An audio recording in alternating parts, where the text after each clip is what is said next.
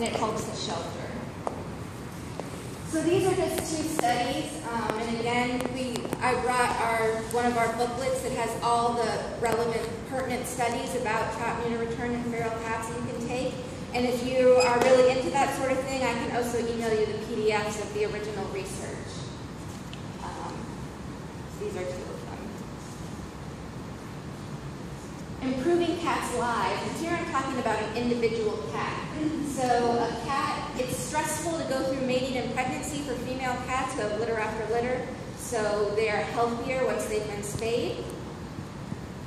The cat's overall health improves. Males aren't fighting. And plus you have the vaccination. Cats become better neighbors.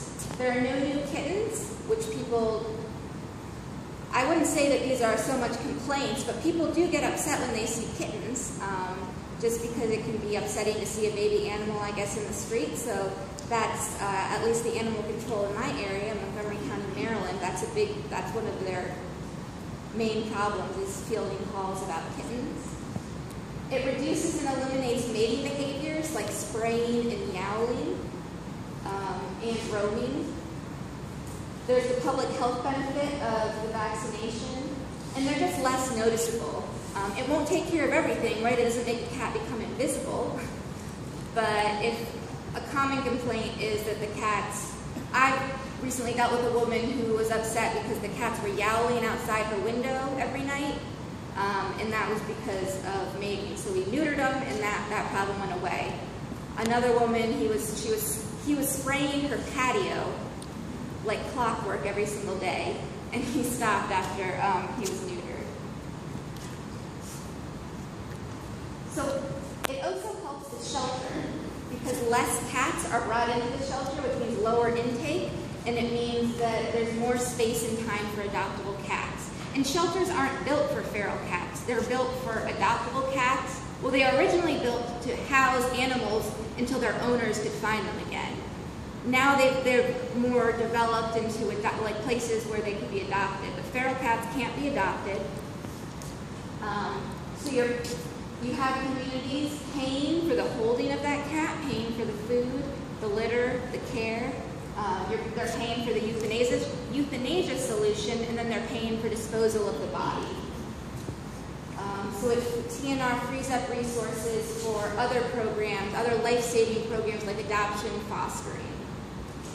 Fewer kittens are born outdoors, and fewer kittens are brought in. And as I mentioned earlier, shelters aren't usually equipped to handle the bottle babies, neonatal kittens, because they need round-the-clock care. So unfortunately, those kittens are usually euthanized upon intake because, you know, they're not going to leave them in a cage to slowly die.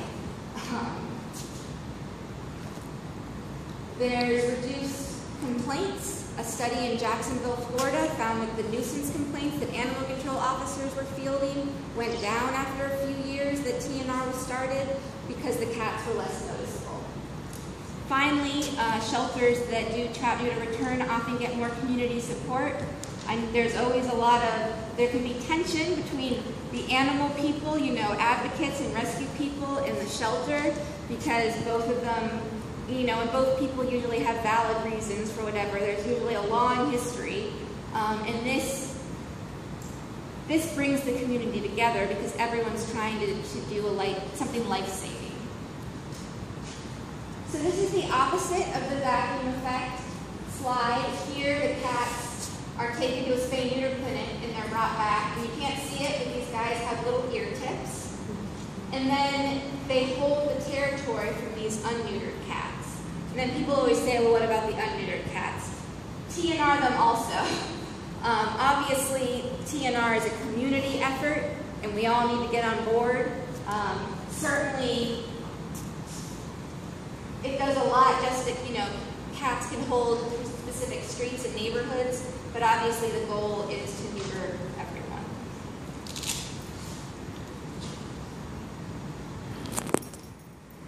So key TNR steps, and this is not, you won't leave tonight knowing how exactly to do TNR. That's another discussion, though we do have great materials explaining how to do it step by step.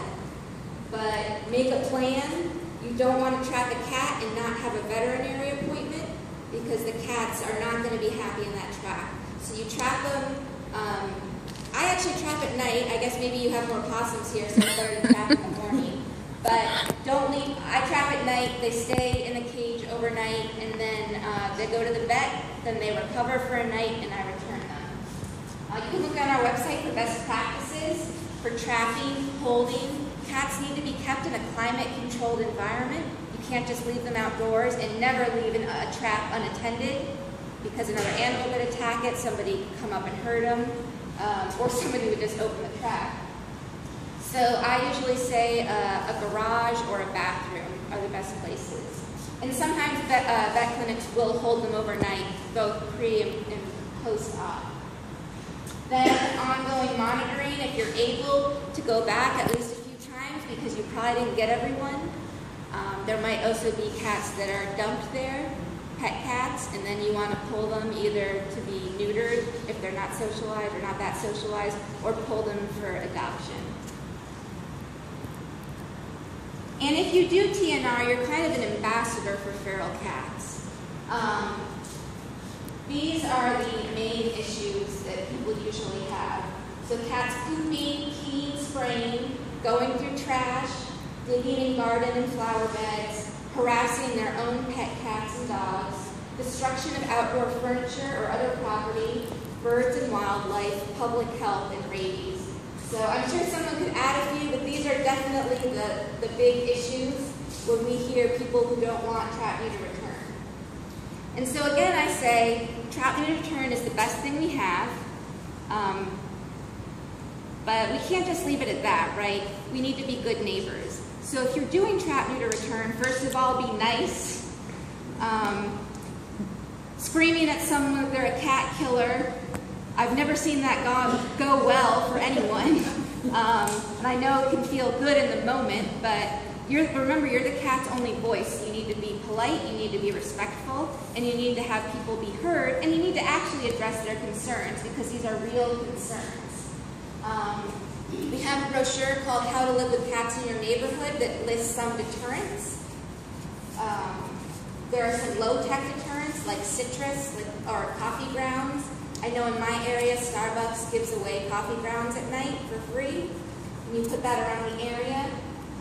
For peeing and spraying, the spraying will stop usually after they've been neutering. Cats in the garden and flower beds, there's something called a cat scat mat, which is, I think I have it on the next slide. It's this prickly thing. It doesn't hurt the cats, but you put it in the dirt, they don't like it. It also prevents weeds. It's from a gardening supply company. And then the big one is the Cat Stop. The Cat Stop is an ultrasonic deterrent. It emits an ultrasonic frequency that cats don't like, and that's basically the Cadillac of cat deterrents. I've seen some cats not care about citrus or sort of these folksy home remedies. The Cat Stop, though, I've not seen a cat not be affected by that. It releases, I can't remember how many yards. You might need more than one if you want your whole property protected, or you might just need one if you just want the garden, for example, protected. There's also a scarecrow, and what that is, it's a motion-activated sprinkler. I have met people who like them. I like them a little less because, one, it's attached to a hose, and people don't have like 6 hose attachments usually.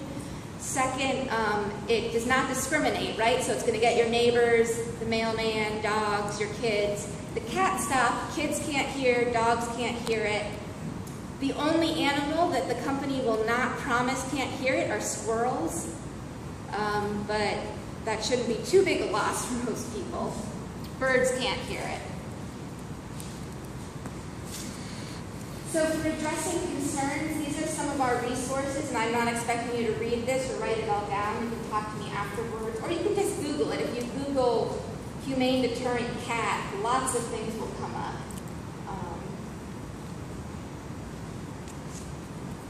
These are some pictures. So the Cat Stop right here, it's a small device about this big that you stick it in the ground. The Cat Scat Mat, you can also use the bottom side of a carpet runner. You know, that's sort of prickly on the other side. You can just turn it over That will keep cats away, though I don't know if you want that in your garden, so a cat scat mat might be better. And then again, there are lots of other remedies, like if you don't want a cat on your car, to get a cat, like a cover for the car. And the issue is, it's really down to mediation, because if someone doesn't want the cat there, you telling them to go buy something is probably not going to make them very happy, right? Because they don't want the cats there. So that's when you should offer to buy for the deterrent. And I know, you know, nobody in animal welfare is like dripping with money. But if it escalates to the point where the person, you know, is threatening to hurt the cat or keeps complaining, you know, then it's probably worth it for you to invest in some sort of deterrent. And keep monitoring to make sure the deterrent is working. The cat stop takes a 9-volt battery, but it has to be replaced like every 3 or 4 months. And we do have people who can't even handle replacing their batteries, so we have to go back and replace them for us. And that's just sort of being a good neighbor. So this is a quote from the head of the animal control shelter in Arlington, Virginia. And I'm pretty young, I'm 29, so I have only been here for 3 years after I graduated from law school. But Alley Cat Allies was founded in 1990, and this woman, we're in the DC area, so it was Arlington, Virginia, this woman fought Alley Cat Allies, whoever was there at the time, the founder, for about 15 years. And it became quite tense, as you can imagine. Eventually, the Arlington County government said, too bad, this is what we're doing, so the woman had to follow it, right? But she was mad about it. 2 years later, she said this: I have been surprised that almost every resident who has complained about feral cats has chosen to participate in TNR once they understand it. So her issue was that no one's ever going to want to do this, no one's going to want to do this. And she found that education really made a difference in 2 points. Not that, one is that many people don't realize feral cats are euthanized in the shelter, so that can change a lot of people's minds. But that won't change everyone's mind. Some people, you know, might not care about cats. That's fine. Then you talk to them about the vacuum effect and why this is the best solution we have. But I have been surprised at the number of people who I think don't like cats, who then soften when they realize that if they send them to the shelter, that's a death sentence. People just don't know. I certainly didn't know very much about feral cats growing up.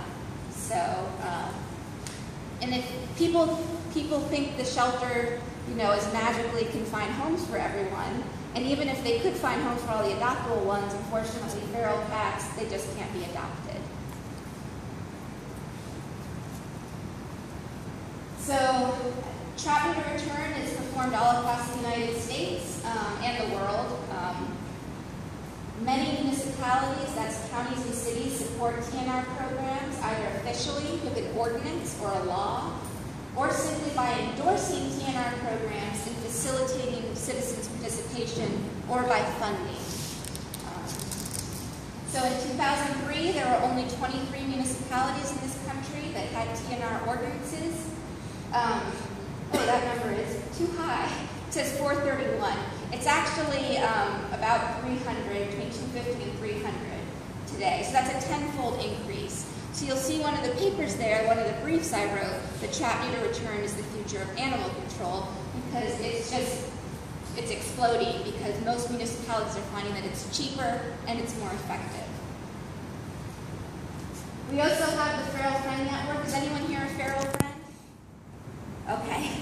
By becoming a feral friend, this is just a little pitch. You basically agree to help the community, so people will call you with questions, and you have to respond within 48 hours. You do not have to actually trap the cat. You will get a lot of requests to go out and trap the cats, unfortunately, but you're not required to do it. And the benefit to being a feral friend is that we get hundreds of calls every week, and there's not that many of us at the office, so we can't respond to everyone. If you're a feral friend, you have a direct link. You're actually matched up with an employee, and they will get back to you as soon as possible. And this is the numbers I mentioned. Might be hard to see, but here there were only a few ordinances California, and Florida. Now it's all over the country. You can see the eastern seaboard has exploded. The 3 states that have the most TNR ordinances are Texas, New Jersey, and California. Though I think New Jersey is cheating because, like, a municipality in New Jersey is like 1 mile. They have a million towns, so that's why their numbers bumped up so high. But Texas and California legitimately have lots of ordinances. So getting involved, baby steps are okay. You can make easy, quick changes with high returns. You don't have to go out and change the law in your community overnight. You don't have to start trapping all the cats, and you don't have to start, you can just do what you can when you can. I know I'm really lucky that I'm paid to work on these issues. I know probably everyone else has a full-time job and a family, and nobody is paying them to work with cats. So just do whatever you can manage. And spread our educational material. If you don't like ours, the Humane Society of the United States, Best Friends Animal Society, the ASPCA, PetSmart Charities, they all have great resources.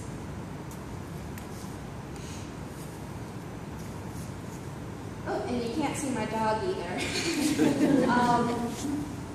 But hopefully you can see my email. My name is Liz Holtz, but my email is holtz@alleycat.org, and I'm happy to answer any questions. And we can take questions now, but feel free if you want to leave, but I'll stay as long as people want. And feel free to get up and get food. So thank you.